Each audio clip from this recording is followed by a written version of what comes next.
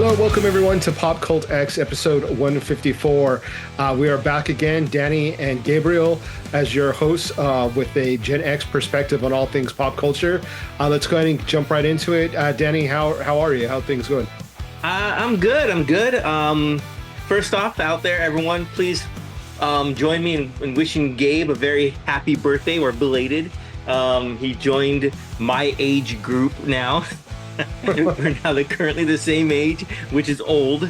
At least it's starting to feel that way when you look at the numbers and you look at the proximity to a big major milestone number, and it's like, wow, that close.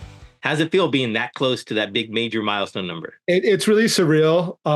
It really, I don't feel that old, but Gen X is really holding it down. Like, we're still representing and like still doing some really cool things. I don't really feel like we're the type of generation that's just gonna like lay down and die. Like, there's still a lot of fight in us. So yeah, I feel great. Yeah. Yeah, and I'm glad you mentioned that the Gen X is that way, because that's coming up in September. There are going to be a couple episodes which you guys don't want to miss out there, so be sure you subscribe now. That way you're notified when they get released. And one of them is going to be about Gen X music and how we're not really fading away. We're really still being the inspiration and leading the charge for the next generation of musicians. So look forward to talking about that coming up soon in September. But we're not in September yet. So let's talk about what we've been doing this week. Now, I watched a few movies, a few sequels. Also watched a new show, which is a spin-off show that appeared on Netflix. And I think I'll start with that. So I saw the first few episodes of The Walking Dead, Darryl Dixon, which is now, it's a 6-episode, I guess, miniseries. It finally showed up on Netflix. So I caught the first few episodes of it, and at first I thought to myself, I wasn't gonna like it. I wasn't a big Darryl Dixon fan to begin with. You know, I know everyone really likes him, and that's great for him. He's made a huge name for himself with that character, but I wasn't really ever a huge fan of it. And also, The Walking Dead for me kind of died off after the whole killing of Glenn with the baseball bat by Negan. Just like everyone else, I think I've talked to about Walking Dead, they said after that, it was like done for them. Yeah. But I've enjoyed this series. It not giving too much away, and you're gonna laugh. I don't know how much you know about it. I know nothing about it at all. So you're gonna laugh about what I'm first gonna tell you. It takes place in Paris or in France. All right. How did he get to France? That was my first thought when I read the synopsis. I was like, in France. I was like, France? How did he get to France? So they show him on the very first part of the very first episode, they show him washing ashore in some like rowboat. So obviously he was on some sort of, big ship or something. Then they got kicked off or something. I don't know. They explained it briefly in one of the episodes, but it wasn't like, they didn't make too big of a deal of it. But for me, it was a big deal. It's like, how the heck did he get to France? Because that's a huge deal. Maybe in the later episodes they'll explain further. They have to explain that. That's so like the biggest elephant in the room is like, what the hell? Yeah, exactly. That was my thoughts exactly. How the heck did he get over to France in the first place? But it's been really good. I mean, I enjoyed seeing the whole Walking Dead universe from a different perspective, in a way that it's from a different culture. It's from a different, how that different culture is handling the apocalypse. And it's kind of like when you see like 28 Days Later, taking place in Britain, or different, movies from different cultures that show the same sort of event, but from their perspectives. And I enjoy that. So seeing that was very cool. The fact that some of them were speaking French and they don't offer a translation because you're seeing it from Daryl's eyes and he doesn't speak French, so you don't know what they're saying. I really enjoy when they do that, because we don't need to know everything unless you speak French, and then you do know. But I recommend it. So far I'm enjoying it. It's pretty good. Nice. I'm rather interested in it just because of the whole aspect of it being in a different setting. So that kind of intrigues me. I'm not a really big Walking Dead fan, but I haven't seen anything zombie related in a while, so maybe I'll check it out, because I'm kind of jonesing for some zombie action, so probably check it out. Yeah, give it a shot. I mean, I guess it's further along in the apocalypse, so the zombies are, and you see this, and this was a big thing that they made mention of in the Walking Dead series as it went along. The zombies were decaying more; they were Yeah. becoming, less or just more weathered out, I guess. So you Mhm. see that in some of the zombies here. So I thought that was cool that they kept that theme going. Right on. They weren't like a fresh crop of zombies. Well, Yeah. I won't spoil anything else, but there are some fresh crops of zombies. So Yeah. yeah. How about you? Any shows you've been watching or anything? I haven't been watching any shows, but along with the sort of horror genre, I saw Alien Romulus, Oh, and nice. that was really good. There's definitely some scary parts of it. I don't necessarily think of the Aliens franchise as like horror, it's more like science fiction. Hmm. But these aliens were pretty scary because the way it was filmed and the way they attack people. It was very creepy and very scary. Very creepy. But it was really well made. It's not necessarily a sequel because it sort of falls in the middle of all the Alien movies. So it's like sort of before Aliens, but after Alien, if that Okay. makes sense. Yeah. And it's really good, really great cast, young group of young actors. They fall into this predicament where there are aliens aboard their spaceship, and then of course horror ensues and just a lot of killing and alien guts and blood and all of that stuff. So it's not the most fresh franchise aliens, but it definitely was interesting and um did keep my attention. It was very good. It was very well made, Yeah. and it was very intriguing. So it was really cool. I really recommend it to anyone that is fans of the Aliens franchise. It definitely did not disappoint me. Very cool. And yeah, of course, that was written and directed by Fede Alvarez, Yeah. who is a great filmmaker. I really enjoy his work, especially with the 23 adaptation of Evil Dead. That Hmm. was like one of my favorite versions of the Evil Dead franchise. Yeah. So he's a great auteur. Tease for maybe an upcoming episode all about auteurs. Once we get the gang all back together, Yeah. we might have a nice long discussion about film auteurs and comic book auteurs. So mark your calendars for that one, everyone out there. Yeah, for But sure. but yeah, Fede Alvarez I enjoy his work. Evil Dead, Alien Romulus. I know Don't Breathe was another one he wrote and directed that was pretty good. Yeah. So yeah, I'm looking forward to seeing it. I preferred Aliens as opposed to Alien. Yeah. So the second part, so this sliding right in between those two would be really cool. Yeah, you definitely have to check it out. Another movie that I saw with a very cool director was Blink Twice, which was directed by Zoe Kravitz, daughter of Lenny Kravitz and Lisa Hmm. Bonet, actress, singer. She does everything pretty much, model. Catwoman in the Batman, right? Yeah, this is her directorial debut. Nice. It without like I mean, spoiling it, it's really hard not to mention what the plot's about because it's got a lot of twists. But basically, the main plot is there is this like young billionaire played by Channing Tatum, who is apologizing for making some sort of mistake, some sort of gaffe that he had in his public image, and Mhm. he retreats to his island to try to get away from everything and let things die down. He comes across the main protagonist of the movie and invites her and her friend to tag along on this island, and then all kinds of crazy stuff happens. It's very much in the same vein as Get Out, Okay. if you remember that film. Mhm. Lots of twists and turns, a lot of surprises.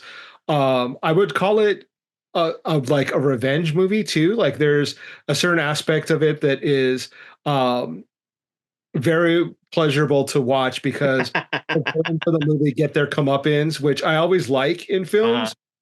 When the villains like don't get away scot free, they sort of their karma catches up with them, and that happens in this film, very much so. And it's just a really fun um, movie. It is very hard to watch because there is a lot of triggering events. Oh, There's a lot okay. of like a lot of violence. So, if you're triggered by that, like definitely stay away from that movie. Hmm. Uh, but it's interesting. It kind of speaks to the way society looks at women and how they deal with trauma and how they're expected to kind of move from trauma in their Yeah. lives. And so it's kind of an interesting take on that.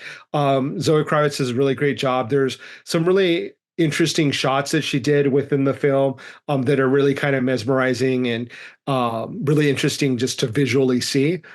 So for that, I kind of applaud her for that. And then the character development is really cool. A lot of really great people are in the film. Christian Slater, Gina Davis, um, Channing Tatum plays like the one of the main characters. The main protagonist is Naomi Aki, who is, I believe, a British actress. Adria Arjona plays another of the main characters. Really good cast, really great acting. And it looks like Zoe, really focused on really making a very good film because it's really entertaining and really thought provoking. Very cool. Very cool. I'll have to check it out. Yeah, very. It's like I said, it's not easy to watch during certain parts of it, but the ending definitely makes up for it. And I feel like you leave a little bit satisfied with how. But those are that's what films are about, right? They're supposed to make you feel that uneasiness. So it makes you think about what other people have been through and experienced, right? Yeah, So I'm glad that they didn't like shy away from it and just kind of like have it happen off screen and just right. talk about it. So that's cool. Yeah, yeah. It definitely is she has a message with the film. Definitely wanting to deliver a particular message with what she created. I think she co-wrote the film, and so she definitely has a very specific message that she wants to put out there. So it's very interesting. Very nice. Very nice. You mentioned a twist in the movie, and I laughed because I watched a movie with many twists this past weekend, and that was the movie Twisters. No pun intended. No pun intended. And I'm a big fan of the original film Twister. I really liked it. Me It was too. really good. I remember it was probably the first DVD I ever bought, Hmm. and for a lot of our generations, it probably likewise Twister was probably one of the first ones that you guys owned, and it fell right into that same category of that film with me. The whole storm chaser vibe. They paid homage to the original film by keeping talking about Dorothy, Hmm. the whole device that was like the center point of the original film. And Yeah. they Anthony Ramos's character is still working with that device. I won't give it away too much, but I really enjoyed it. I thought it had the cast had really good I don't say chemistry with each other, but they worked well with each other, and I could feel the tension with the storms itself. And I just thought I really enjoyed it. I thought it was really well done. Yeah. Something that was interesting that I heard, I don't know if it's 100% accurate, but that the director didn't want to mention any environmental issues within the film because he wanted to Oh, stay away from being like a quote woke film, which I thought was really interesting. Like that they would not want to utilize realistic, right. nature that's happening within the film as an explanation as to like these Yeah. tornadoes, like what's Yeah. happening.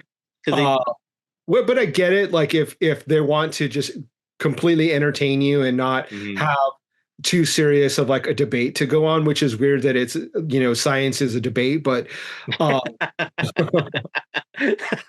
I feel like it's like there's people that are definitely Francis Ford Coppola made a new film and he specifically casted people that he claims have been canceled.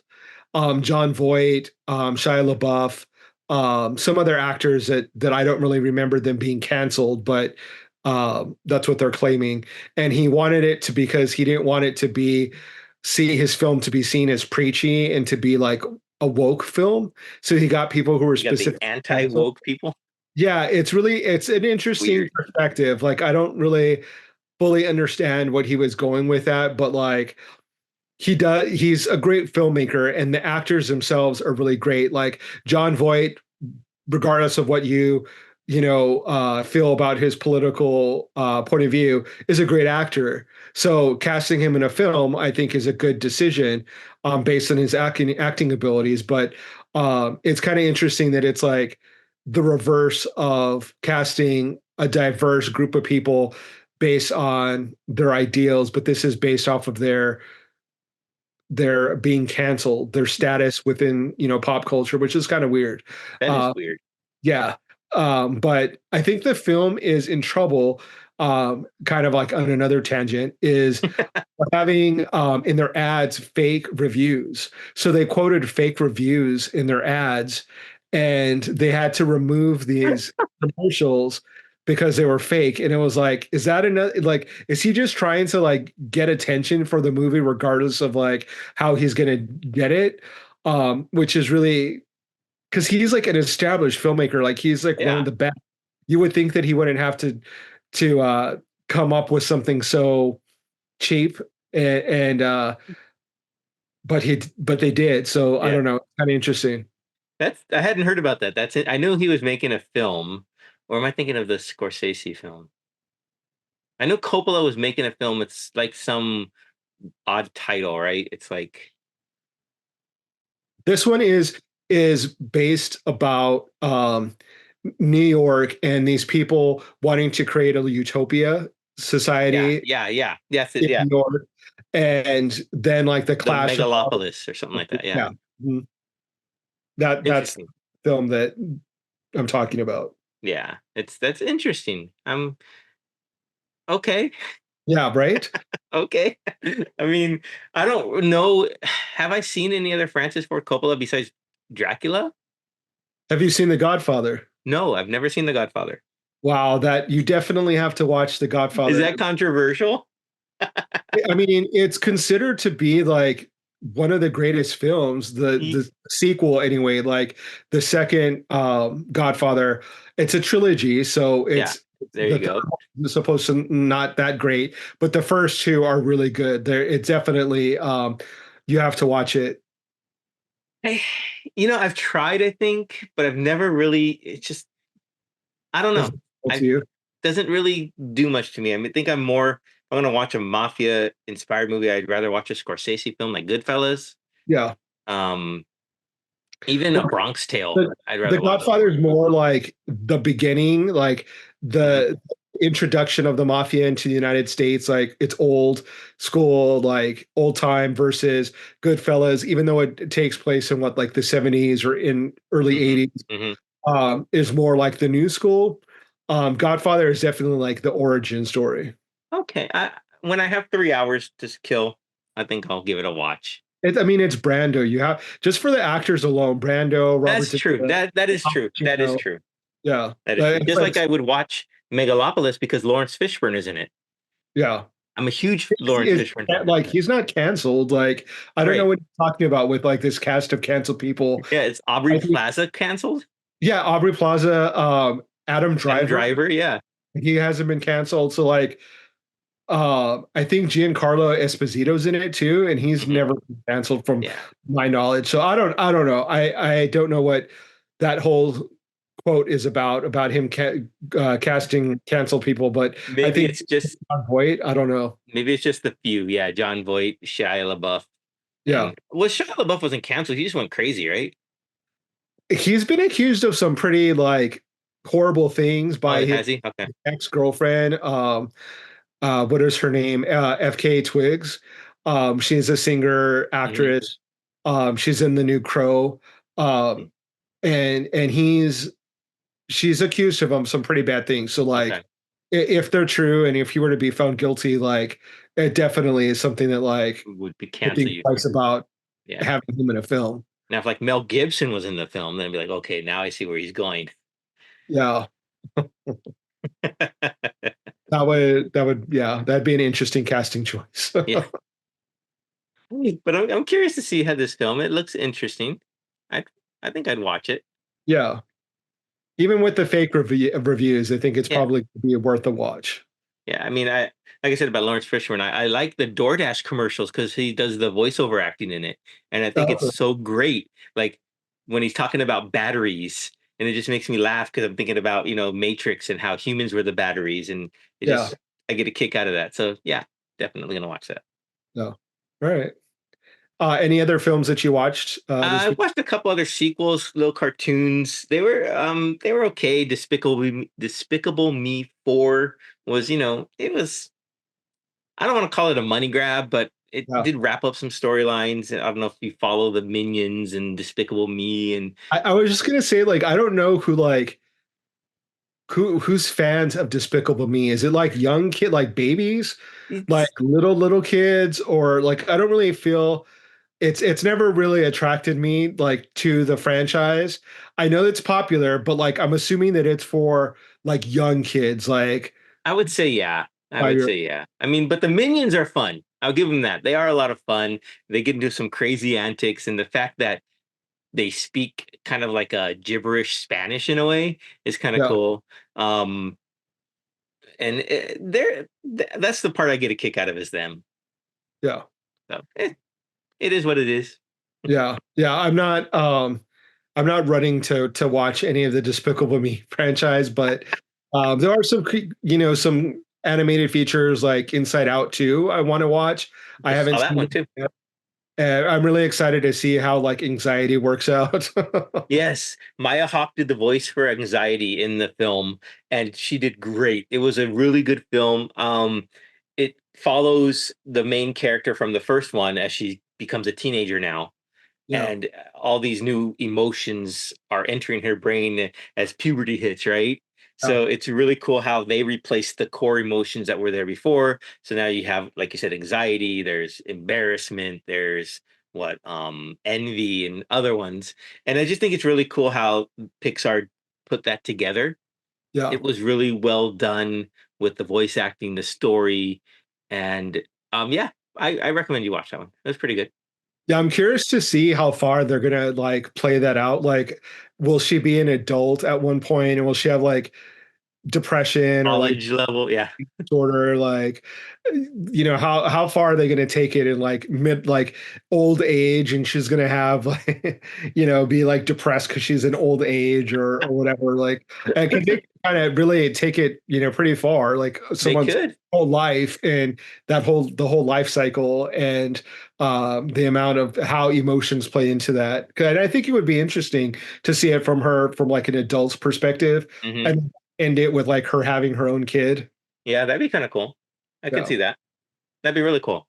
Especially because they do show glimpses of like the adults, like her mom, her emotions inside her head, like what we planned for this day and and whatnot. So it's really cool if they, like you said, carry that out with the main character. yeah, And that'd be really fun. I mean, I'm not the writer in that, so I don't know, but yeah, it'd be really cool. I wanted to talk a little bit about just some pop culture news that yeah, came up over that I saw over the past week. And first one I'll say is a little not shocking, but the fact that J Lo and Ben Affleck are filed for divorce. yeah, It was I don't want to say surprising, because it wasn't. I don't want to say expected either, though. I don't know the ins and outs of their relationship enough to say that yeah, they were always doomed from the start. yeah. And and I saw a meme or a tweet. Oh, what was it? It was like J Lo um going back for like a fifth ring, and it was making fun of some basketball players with all their rings. She's like, "Yeah, I'm coming for my fifth ring now too," or something like that. And I have a soft spot for J Lo. Like I really like her. yeah, me too. People like to dog on her. Like people love to hate on Oh her. yeah, Like yeah. it's like a pastime for some people. Like they love it. Um, I like her acting. I think she's a really good actress. Mhm, I I think she's agree. underrated. That people like to play down her ability as an actress. As a singer and entertainer, I think she is also pretty good. Like she's really entertaining to me. Like I would go see a concert of hers because she is going to dance, she's going to sing, she's going to really entertain you. The Super Bowl halftime, I think, is like an example of that. Where like, Hmm. yeah, she's not a Whitney Houston singer, but like she can dance and she can Yeah, entertain you the in ways performer. Yeah. Whitney Houston couldn't. And I really feel for her because of all the hate that she gets, and at the end of the day, like she is just a human, and she's Mhm. you know trying to live her life, and she's fallen in love and fallen out of love with people. I think that it's really easy for people to blame her for the disillusion of their marriage. um I kind of feel like Ben Affleck gets a pass, but Yeah, he's that's weird. like really moody. Like he has Hmm. like these really like highs and lows. I don't know if you've ever seen like the paparazzi pictures of him, but Yeah, like I have. he seems kind of like a dick. Like he always seems like he's like moody and like angry, and then all of a sudden he's like really happy, and um that would be really difficult for someone to obviously to handle. So I'm not saying that it's her fault, and I'm not saying that it's his fault either. Obviously, like there's multiple reasons that a marriage could dissolve and break up. But it just she gets such a hard time for everything that she does, and that people are making fun of her is kind of, I'm a little over it. It just, I feel bad for her because she's worked really hard. I remember J Lo back when she was like in Janet Jackson's video for "That's the Way Love Goes." Or How in many Living Color. Yeah. background dancers and video friends or whatever you want to call her have their own career? Like of all those Hmm. dancers, like J Lo's the only one that we know of. The other ones are have gone on to do other things, but no one has reached the level of success that she has.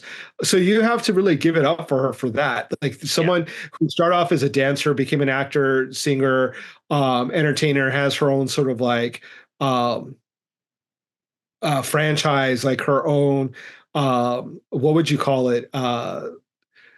World, like her Her own empire. Yeah. all right, there you go, that's the word that I'm trying to think of, her own empire where she does everything. Hmm. You really have to respect that.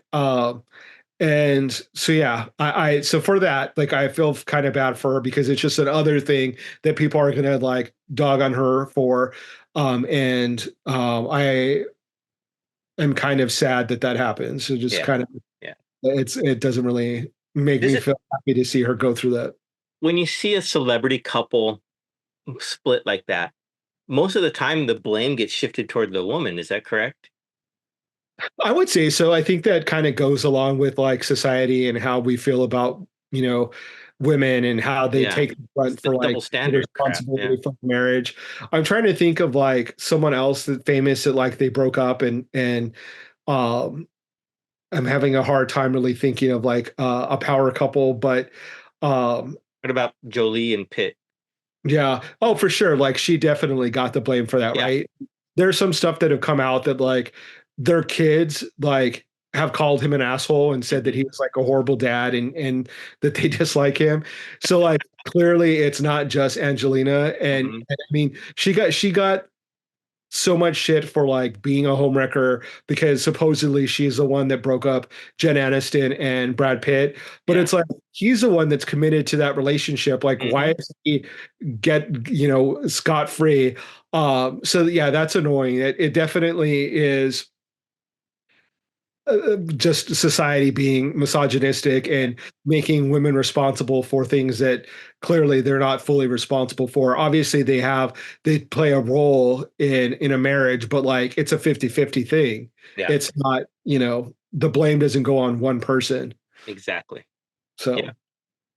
So in other kind Society. of sad pop culture news, I don't know if you saw Mariah Carey's mother and sister passed away Oh like wow, on the no. same day, and so I saw it on People, and she's obviously very upset because she was very close to I think her mom and her sister. But yeah, that's a real big tragedy for her that Wow. she's having to deal with that. That Yeah, to have my two goodness. family members die at the same time, like I don't know the specifics of it. I don't know if it was like a car accident or something that was related, or if they just happened to pass at the exact same time. But pretty sad that to hear that news. Yeah, that is sad. I mean, I would imagine that it would be worse if they were two separate instances, right? Yeah, Like, oh no, my mom died. They get a phone call later on. Oh no, also your sister. Wow. yeah, I mean, I guess it's not that saying that it's any better if they were together, but at least that tragedy you just have to go through it once as opposed to two separate ones. right, right. That's some. Yeah, thanks for bringing me down here. Nice way to. Nice But way to close out the another episode pop there, Gabe. news that is a little bit more upbeat and a little bit more good news is supposedly they're considering bringing Wesley Snipes back as Blade. I Oh, don't know if really? you've seen any of I don't know the accuracy of that reporting, but apparently there's some speculation that they're thinking about Wesley Snipes taking up the mantle of Blade. We talked about that Yeah, on we did. about how he could still hold that franchise and that he would still make really good movies as that character. So my fingers are crossed that they bring him back and we see another Wesley Snipes Blade film. That'd be cool. Yeah. I would maybe have him hunting Morbius or something. That'd be kind of fun. Yeah, and they're also saying that it looks pretty good for Tatum and Gambit. I heard that. Yes, I Yeah, heard something about that they were planning on making, or that he's getting more. It's getting closer to being greenlit. Yeah, yeah, which is so exciting. that's really cool. Yeah, So that's amazing that Deadpool and Wolverine was able to accomplish that. And props to Ryan Reynolds for having the foresight to do that. yeah, absolutely. And also give props to Ryan Reynolds, not for this, but maybe. Another rumor I heard, and this is exciting for me because I'm a huge fan, is that they're in talks of bringing back Ted Lasso for season 4, Huh? which is going to be super exciting. I know they got three of the, well, I think it was Deadline announced it at deadline.com or whatever, that Hannah Waddington, Jeremy Swift, and Brett Goldstein are in the contract now for Ted Lasso season 4, which is Oh, cool because those are the probably who will probably be the three core members for season 4 going forward. If you saw season 3, you know that Ted returned back to America, and I don't think he's going to come back. yeah, So it would just be about how they move forward without him, and maybe even focus on the women's football team over there, which would be yeah. kind of cool. So wait, so Ted Lasso without Ted Lasso? Basically, yeah, Oh, so would they change the name of the show? probably not. They'll Huh? probably reference him. I mean, I guess they could, but he's the, yeah, that'd be weird. Like they would have to change the name if he's not in it. Would they? Yeah, like that's Well, I like mean, would they? Think about this. Okay, so let's say, what's another show that's named after like a main character, then that character changed his name? Seinfeld. Seinfeld Well, could not. They couldn't make Seinfeld without Jerry Seinfeld. that's true. That is true, but that, yeah, I mean, that's debatable. I guess. I'm thinking of like, uh, was it Grey's Anatomy? Do you think that show continue if the main person, Gray, what's her name, Meredith Grey, wasn't the character, wasn't on it? I didn't know that it was named after a person. I thought it was like named after Grey's Anatomy. Like I The didn't know. book? That's what Yeah, I like thought too at first. it was an actual person.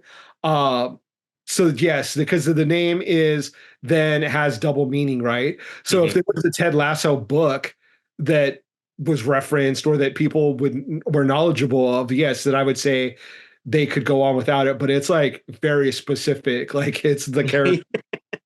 So I would say they have to rename it.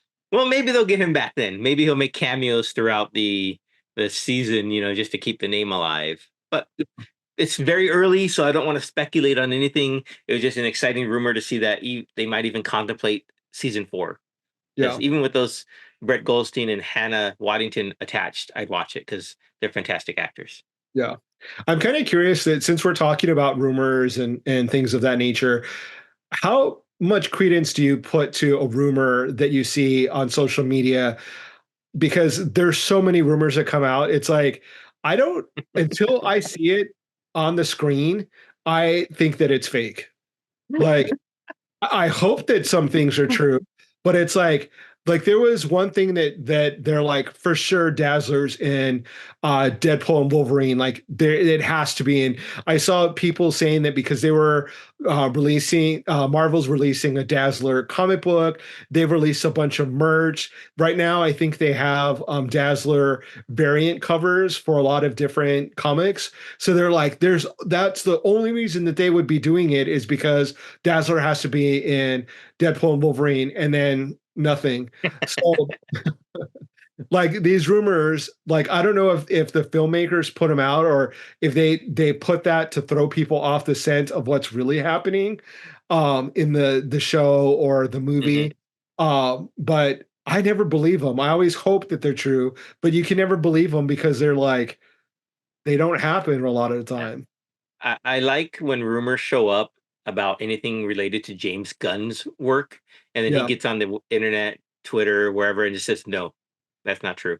He yeah, just shoots it down so fast, and I enjoy that when the filmmakers or the creators say explicitly no or yes to something, so the rumors get no legs, and yeah. those what really grinds my gear, not to copy Family Guy at all, but when I see those fake trailers for Mm, movies on, oh, here's the first trailer for Spider-Man 4 or first trailer for the new X-Men movie or yeah, something. It's like those are fan-made stuff.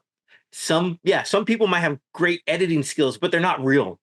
And some people think that they're real, and then they go on and they talk, oh, did you see the trailer for this or that? It's like, it's not real. And it just really, really irks me and irritates me so much that people do that. And then because people are going to believe it. And it just really bothers me. yeah. I feel the same way. Like I hate clicking on something and then seeing like it be AI or some fan made Mhm. fiction. It's just like it's such a waste of time. Yeah. And then for them to get my click and for them to get my view, I'm just so pissed off because I'm like, you're taking advantage of my excitement as like a fanboy of Yeah. certain things that I'm going to click on it if it says new X-Men such and such, and you're taking advantage of that, and Hmm. it really pisses me off too. Yeah, Yeah. It absolutely does. And I think YouTube needs to put a stop to it because if they're making this, copyrighted material and distorting it for their own stuff, it's infringement. So come on, YouTube, help us out. yeah, yeah, for sure. The ones that I do enjoy are the ones that are like if something took place in like the 1940s, like if they filmed Batman in the 1940s, or Mm-hmm. if they filmed the Thundercats, whatever. Those I kind of like. I think like they're kind of interesting. Like I've seen a couple with like the Flintstones and like the Jetsons that are kind of well made. Um, and they're kind of interesting just to kind of see like they're like what if episodes, Yeah. but not like full on like trying to take advantage of people's excitement for a project. Yeah. I hear you. I do like those. I do like um when people make music or songs from one artist in a different style.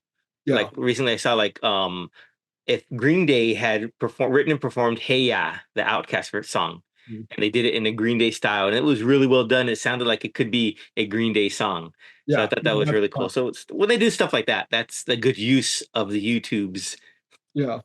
Speaking of music, have you listened to anything recently that has like caught your attention that our listeners should be listening to? Yeah, I think I mentioned him before, but he came out with a new song called Pretty Slowly. It's Benson Boone. Oh, okay. And I really enjoy more than I thought I would about this young, I think he's what, 21, 22, and his artistic style and his voice is just really powerful, and it really stays with me more than, like I said, I thought it would. Mhm. I also heard oh goodness, what's her name? It's a song called Good Luck Babe. I think it's by someone Chappelle Roan. Yeah. Chapel And Roan. it's the first time I heard of this artist, and that song was really good too. So Yeah. maybe I just need to expand my music listening box wider net so I can hear more. But those are two that I heard recently that I really liked. Yeah. Um, Interesting story that I'd heard of this conservative person wanting to ban or to yeah, I guess that would be the word, ban or block the Foo Fighters because they're not allowing Donald Trump to use their music. And one of the first key talking points that he had is like, who are the Foo Fighters anyway? And I heard someone was sort of retorting to that and were like, are you kidding? Like, first of all, Foo Fighters music is like iconic. And then Mhm. secondly, Dave Grohl was in Nirvana, like another iconic like band. And you're saying, like, who are they? Who are you? To even be saying that. Mhm. And it's kind of interesting just to see this person make a fool of himself trying to ban or block the Foo Fighters, but I just love the Foo Fighters for like sticking to their Yeah. guns and having an opinion about where their music is going to be played. So I thought that was kind of cool. Yeah, that is cool. Along the same lines as that, I saw that the estate of Isaac Hayes has Mm, also sued the Trump campaign um for using his songs, or I guess a song he wrote or co-wrote, yeah, as part of their campaigning or whatever, even though they sent him multiple cease and desist letters. So now mhm, they're suing him, which I think is good too, because who wants to be associated with that? I yeah, mean, really? yeah. Um, I have been listening to Carlos Santana. Oh, nice. I've been kind of going back and listening to his catalog. Uh, Mainly so because I am going to be seeing him this Friday, Oh, right uh, on. the North Island Credit Union Amphitheater with Counting Crows. So that should be really exciting. Counting Crows is like definitely a Gen X like Oh, yeah. throwback. Carlos Santana, I think, kind of doesn't even defies like any sort of generational Hmm. category. He just like is beloved by like everyone. So yeah, I'm gonna be watching them. So it should be a Nice. good concert. That sounds like a lot of fun. Yeah, Counting Crows are one of those bands that you don't think about, but then you hear their music and you're like, oh yeah, they were really good. Yeah, Yeah. So like, what song did I just hear recently by them? Oh goodness, I don't recall. But yeah, they're just really good. yeah. All Mhm. right, on. Well, I hope you have fun there. Let us know next episode how the concert was. Yeah, Um, I think that's about all for this week. yeah, absolutely. All right. Well, everyone, thanks for tuning in. Thanks for following us this far into this episode. Thanks for subscribing if you have. If you haven't, now's your opportunity. Hit that subscribe button. Stay tuned for September, where we have some exciting episodes planned. I mentioned the tour episode. We're going to do the Gen X music episode. I think we're also doing some, since spooky season's coming up, we're going to be doing some ghost story episode, maybe real life ghost stories, and also one that I'm really excited about. And Gabe, I think I told you about this, or maybe I haven't. I'm still planning it out, and it's going to be the Hispanic or Latino Heritage Month episode that we're doing this year, and it's all going to be about folklore from there. Think like Chupacabra or La Llorona or something like that. So I'm going to be doing some research on that. Maybe get some special guests who know more about that than I do, who can talk to it more, and I'm really looking forward to that. So stay tuned, everyone. We got some exciting stuff. Thanks for coming to watch us today, and hopefully you'll come back next time, and we'll see you then. Yeah.